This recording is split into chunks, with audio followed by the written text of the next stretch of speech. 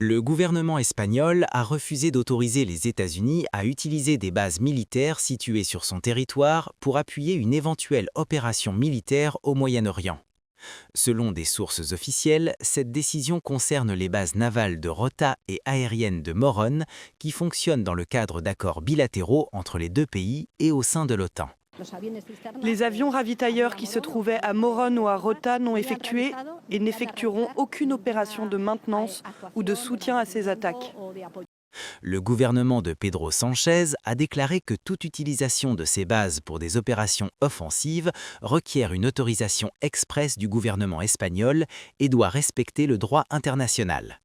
Ces installations relèvent de la souveraineté espagnole et leur utilisation est soumise aux conditions convenues entre les deux pays, a déclaré un porte-parole officiel. La position de l'Espagne tient en 4 mots. Non à la guerre. Nous ne serons pas complices de quelque chose qui est mauvais pour le monde et qui est également contraire à nos valeurs et à nos intérêts, simplement par peur des représailles. Cette décision intervient dans un contexte de tensions croissantes avec l'Iran, les États-Unis cherchant à renforcer leur présence militaire en Méditerranée et au Moyen-Orient. Tout a commencé lorsque tous les pays européens, à ma demande, ont versé 5% sur les fonds de l'OTAN, ce qu'ils devaient faire, et tout le monde était enthousiaste. L'Allemagne, tout le monde. Mais l'Espagne ne l'a pas fait, et maintenant, l'Espagne a déclaré que nous ne pouvions pas utiliser ces bases, mais c'est pas grave.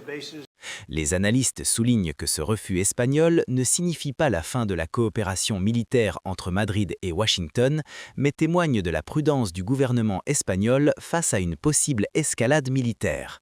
La relation entre les deux alliés reste encadrée par les accords de défense existants, mais cet épisode pourrait susciter des débats diplomatiques et politiques dans les prochains jours.